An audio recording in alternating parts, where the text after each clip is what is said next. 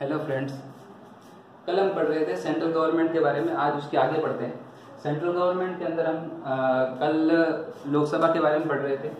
लोकसभा के अंदर एक टॉपिक रह गया था स्पीकर के बारे में। स्पीकर के बारे में कि गवर्नमेंट के 3 पार्ट होते हैं, लेजिस्लेचर विधायिका, एग्जीक्यूटिव कार्यपालिका और तीसरा होता है जुडिशियरी जो होता है न्यायपालिका। तो पहले पार्ट में चल रहे हैं लेजिस्लेचर के बारे में, जिसके अंदर स्पीकर जो होता है वो लोकसभा के अंदर होता है। लोकसभा के अंदर जो स्पीकर होता है वो काम क्या करता है, उसके क्या क्या फंक्शंस। देखो, पहला फंक्शन है स्पीकर जो है जो क्लास मॉनिटर की तरह वर्क करता है। तो वो सबसे पहले कंट्रोलिंग का काम करता है, टाइम कंट्रोल करता है, किसको कितना टाइम बोलने के लिए देना है। तो सबसे पहले होता है टाइम कंट्रोल, टाइम कंट्रोलिंग का काम। दूसरा, स्पीकर जो है अध्यक्षता करता है, जो भी मीटिंग होती है, जो भी कुछ मीटिंग होती है, उस मीटिंग में जो है हमेशा जो है ये अध्यक्षता के तौर पे जो है स्पीकर को ही रखा जाएगा। तो ये एज ए चेयरमैनशिप करता है, चेयरमैनशिप। तीसरा, लोकसभा के अंदर कुछ कमिटीज बनती हैं जिसको बोलते हैं, हालांकि बहुत सारी कमिटीज होती हैं, जैसे डिपार्टमेंटल कमेटी होती हैं, ज्वाइंट कमेटीज होती हैं और कुछ सेलेक्ट कमिटीज होती हैं। सेलेक्ट कमेटी का जो चेयरमैन होता है वो हमेशा स्पीकर बनता है। सेलेक्ट कमिटीज कमेटी का जो चेयरमैन होता है हमेशा इसी को बनाया जाता है, ज्वाइंट कमेटी का, सेलेक्ट कमेटी का। इसको हिंदी में बोलते हैं प्रवर समितियां। प्रवर समितियां, प्रवर समितियों का अध्यक्ष जो होता है ये हमेशा ये डिसाइड करता है कि कौन सा बिल मनी बिल है या नहीं है। मतलब he decide that the ordinary bill that as a work as a money bill और नॉट। कोई भी बिल मनी बिल है या नहीं है ये डिसाइड करता है। उसके बाद ही work as a link between parliament and president. मतलब ये पार्लियामेंट और प्रेसिडेंट के बीच में एज ए लिंक की तरह काम करेगा। मतलब जो भी कोई जैसे लेटर इधर से उधर ले जाने हैं या फिर पार्लियामेंट का डिसीजन जो है वो प्रेसिडेंट को बताना है, तो हमेशा कौन काम करेगा, वो स्पीकर ही काम करेगा। इसके बाद में इसका सबसे इंपॉर्टेंट फंक्शन होता है वोटिंग का। नॉर्मल केस में स्पीकर जो है कभी वोटिंग नहीं करता है, लेकिन कुछ केस में, स्पेशल केस में, मान के चलो यदि कभी वोट पड़े, ठीक है, किसी बिल पे वोट पड़े और 50% मान के चलो यस पड़े और 50% जो है वो क्या पड़े, नो पड़े, तो इस कंडीशन में स्पीकर का वोट हमेशा जिस तरफ जाएगा वो विन हो जाएगा। मतलब ये एक डिसीजन मेकर जो है वो वोट डालता है। फाइनल डिसीजन मेकर जो वोट होता है वो किसका होता है, वो हमेशा स्पीकर का होता है। तो ये नॉर्मल जनरल वर्क है स्पीकर के, ठीक है। अब अपन पढ़ते हैं राज्यसभा के बारे में।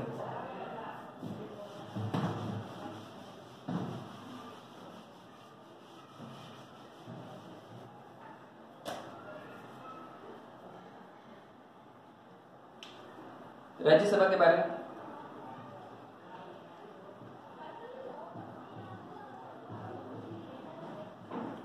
देखो, राज्यसभा को बोलते हैं सेकेंडरी हाउस, सेकेंडरी हाउस, या बोलते हैं अपर हाउस, या बोलते हैं परमानेंट हाउस।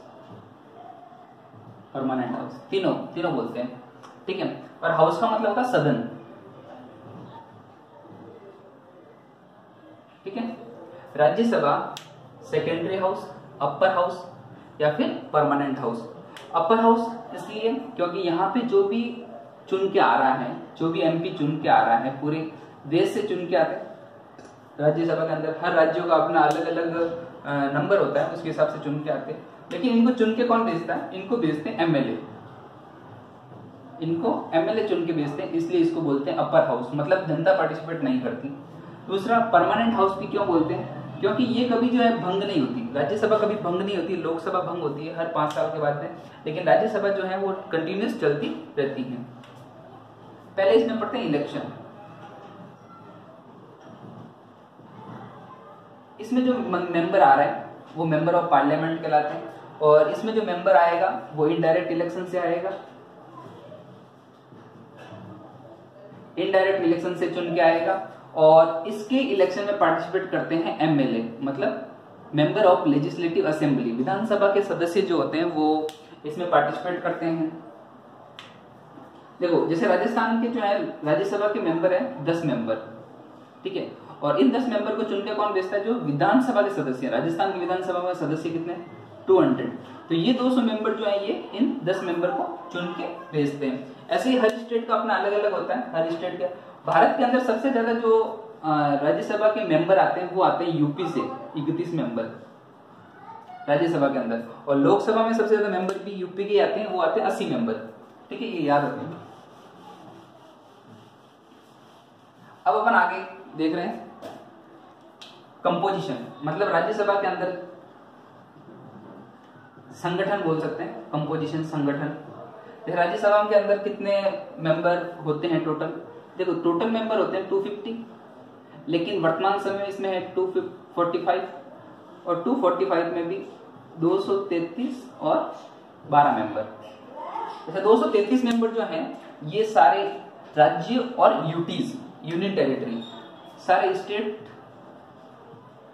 प्लस यूटीज दोनों मिलकर आते हैं। ये 12 मेंबर जो होते हैं ये नॉमिनेटेड होते हैं, ये नॉमिनेटेड होते हैं, और ये नॉमिनेटेड 12 मेंबर जो होते हैं ये nominated by the president, president के द्वारा नॉमिनेटेड होते हैं। दूसरा, ये 12 मेंबर कौन होते हैं, ये ऐसे 4 फील्ड होते हैं, उन चारों फील्ड से ये 12 मेंबर आते हैं, और वो 4 फील्ड होते हैं। पहला फील्ड होता है सोशल सर्विस, दूसरा साइंस, तीसरा आर्ट, और चौथा फील्ड होता है वो होता है लिटरेचर, साहित्य से। ये 4 ऐसे एरियाज होते हैं जहां से कोई मेंबर सेलेक्ट होकर राज्यसभा का सदस्य बनता है। जैसे आपने अभी जैसे सचिन तेंदुलकर हो गया, हेमा मालिनी हो गया, ये ऐसे मेंबर होते हैं जो राज्यसभा के सदस्य होते हैं। हालांकि ये भी एमपी है, लेकिन ये राज्यसभा के मेंबर हैं, और ये जो है ये इन क्षेत्रों से आते हैं। जैसे आर्ट्स के अंदर क्या क्या आता है, आर्ट्स में जैसे स्पोर्ट्स आ गया, ठीक है, फिल्म इंडस्ट्री आ गया, ठीक है, और भी मान के चलो कोई अच्छा डांसर है या अच्छा कोई सिंगर है, तो ये सब आर्ट के अंदर आते हैं। तो यहाँ से मेंबर जो है नॉमिनेटेड होते हैं बाय द प्रेसिडेंट, ठीक है। तो ये इसका कंपोजिशन है, 233 मेंबर सारे स्टेट यूनियन टेरिटरी से, और 12 मेंबर जो है नॉमिनेटेड बाय द प्रेसिडेंट, ठीक है। प्रेसिडेंट अपनी मन से नहीं करता है, और प्रेसिडेंट हमेशा जो है वो प्राइम मिनिस्टर की सलाह से ही काम करेगा।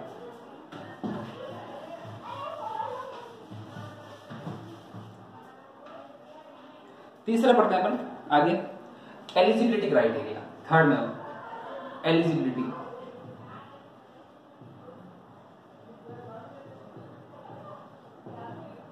मतलब योग्यता है।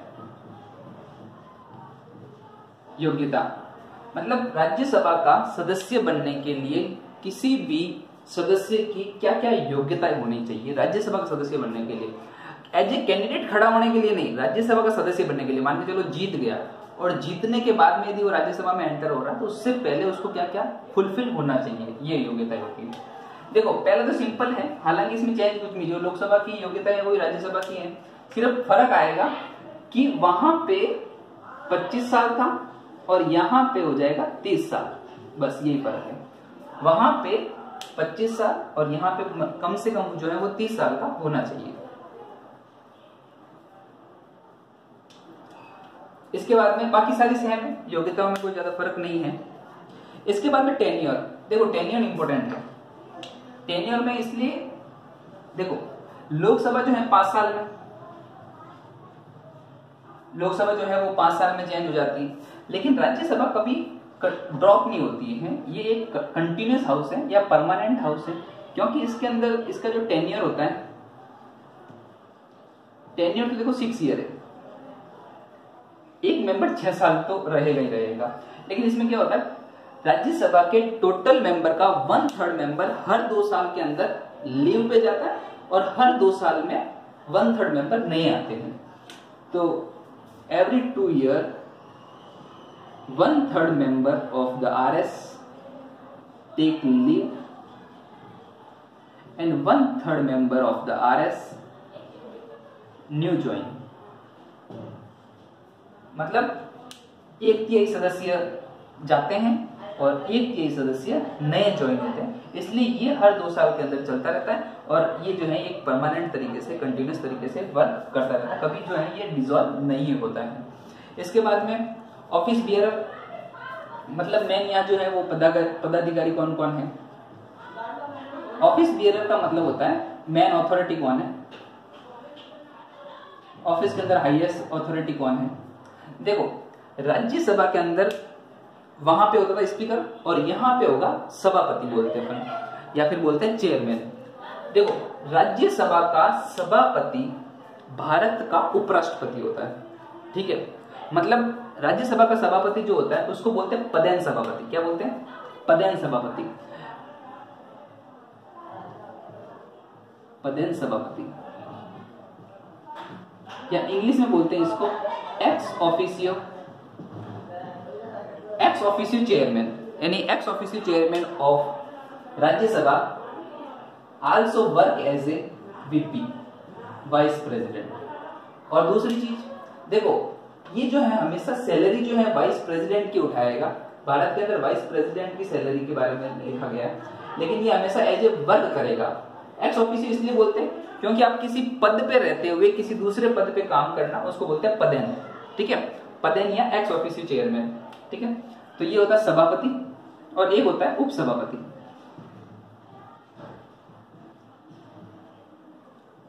उपसभापति, देखो सभापति का जो है वो उपराष्ट्रपति जो होगा वो हमेशा सभापति बनेगा, तो इसका तो सिलेक्शन करना ही है।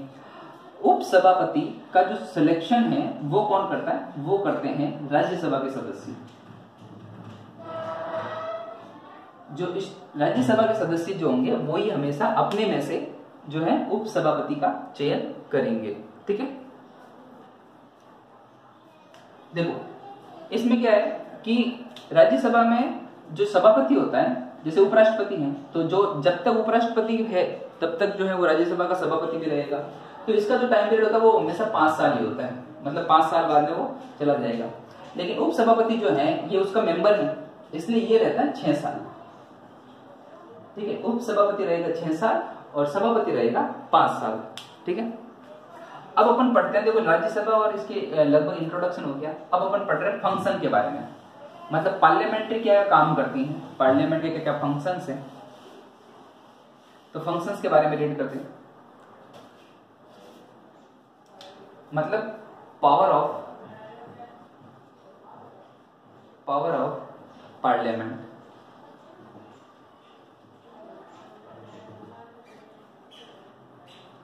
संसद की शक्तियां, देखो संसद क्या काम करती है। देखो सबसे पहले तो अपन एक चीज पढ़ेंगे कि यहाँ पे संसद के अंदर हालांकि प्रेसिडेंट भी है, लेकिन प्रेसिडेंट को हमेशा जो है वो एग्जीक्यूटिव के अंदर कंसिडर किया जाता है, क्योंकि वहां पे उसका ज्यादा वर्क होता है एज कंपेयर टू विधायिका के अंदर, लेजिस्लेचर के अंदर। तो लेजिस्लेचर में इतना इंपॉर्टेंट रोल प्ले नहीं करता है प्रेसिडेंट। तो अब इसके यहाँ पे पावर के बारे में पढ़ रहे हैं, ठीक है। अब ये जो पावर है यही दोनों पावर रहेगी, राज्यसभा की और लोकसभा की, दोनों कॉमन रहेगी। इसलिए आपको यदि बोले what is the power of the parliament, what is the power of the Lok Sabha and what is the power of Rajya Sabha, तो लगभग कॉमन घूमेगी सबकी, ठीक है। तो पहले अपन पढ़ते हैं।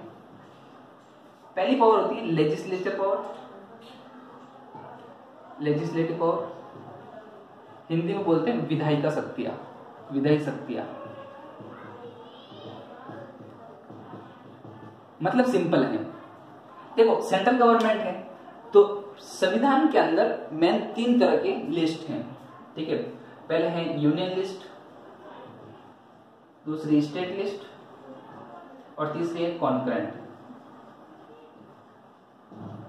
तो लेजिस्लेटिव के अंदर, विधायी शक्तियों के अंदर पार्लियामेंट, विधायी शक्तियों के अंदर यूनियन या फिर कॉन्करेंट के अंदर जो भी सब्जेक्ट है उन सब्जेक्ट पे वो कानून बनाने का काम करेगी।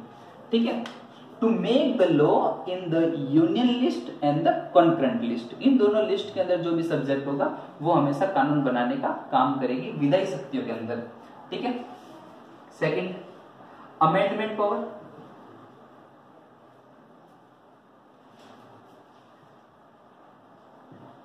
अमेंडमेंट पावर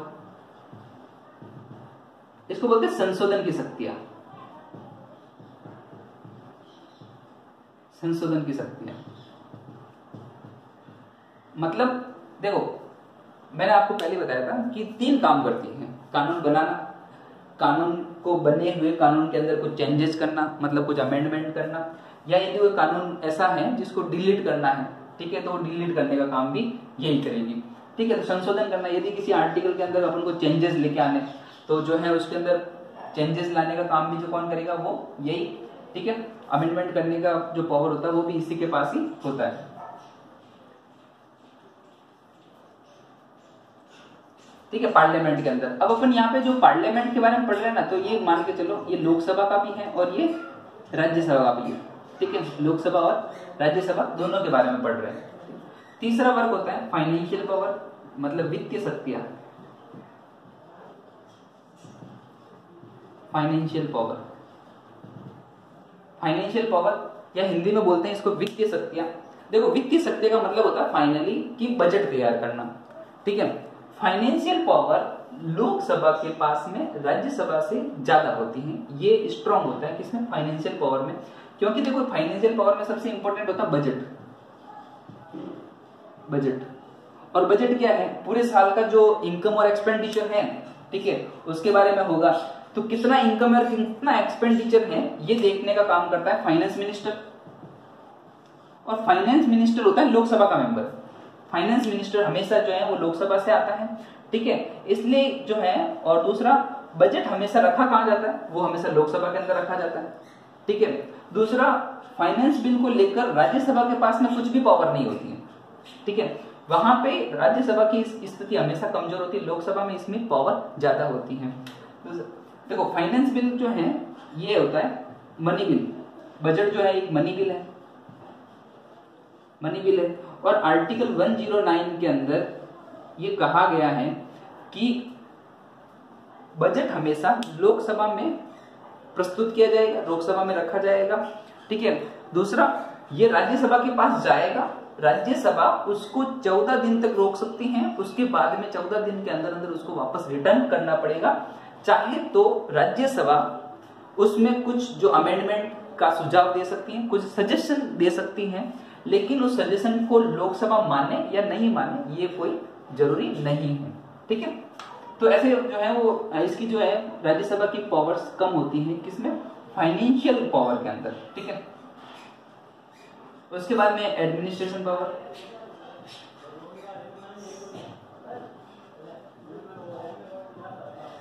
एडमिनिस्ट्रेशन मतलब होता है प्रशासनिक शक्तियां, प्रशासनिक शक्तियां।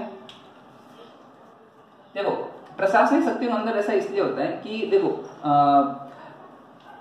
मिनिस्ट्री जो होती है ना, ठीक है, मतलब काउंसिल ऑफ मिनिस्टर, ठीक है, council of minister are responsible to the Lok Sabha. ठीक है, वो हमेशा लोकसभा के प्रति सामूहिक रूप से उत्तरदायी होगी, क्योंकि जो मिनिस्टर ऑफ काउंसिल होती है, जो एमसी काम करती हैं, ठीक है, जो एमसी काम करती हैं, वो एमसी हमेशा are responsible to the Lok Sabha, individual responsible to the राष्ट्रपति। ठीक है, मतलब प्रेसिडेंट, तो वो प्रेसिडेंट में पढ़ेंगे। लेकिन ये जो है हमेशा मतलब इसके रेफरेंस में हमेशा काम करेगी, इसलिए जो है ये। दूसरा लोकसभा या पार्लियामेंट का जो कंट्रोल होता है वो हमेशा किस पे होता है, एग्जीक्यूटिव पे। एग्जीक्यूटिव पे कंट्रोल ज्यादा होता है, किसका, पार्लियामेंट हमेशा एग्जीक्यूटिव पे कंट्रोल बना के रखती है, क्योंकि मेन लॉ बनाने का काम ये, तो ये जैसा चाहेगी वैसा ही जो है एग्जीक्यूटिव को काम करना पड़ेगा, इसलिए एडमिनिस्ट्रेशन कंट्रोल भी बहुत अच्छा होता है। इसके बाद में 5वां जो वर्ग है वो इंपॉर्टेंट भी है। ठीक है, देखो 5वां वर्ग क्या कहता है, कि जो पार्लियामेंट के मेंबर है, हालांकि पार्लियामेंट के मेंबर अपन दो ही बोलेंगे, लोकसभा और राज्यसभा के मेंबर, अभी प्रेसिडेंट को थोड़ा साइड में रखते हैं। तो पार्लियामेंट के मेंबर इलेक्शन में पार्टिसिपेट करते हैं। किसके इलेक्शन में पार्टिसिपेट करते हैं? मेनली जो है पार्लियामेंट के मेंबर जो भी एमपीज हैं, ठीक है, ये प्रेसिडेंट और वाइस प्रेसिडेंट के इलेक्शन में पार्टिसिपेट करते हैं। प्रेसिडेंट के इलेक्शन के अंदर आर्टिकल 54 और वाइस प्रेसिडेंट के इलेक्शन में आर्टिकल 66 के अकॉर्डिंग एमपी जो है इलेक्टेड मेंबर ऑफ पार्लियामेंट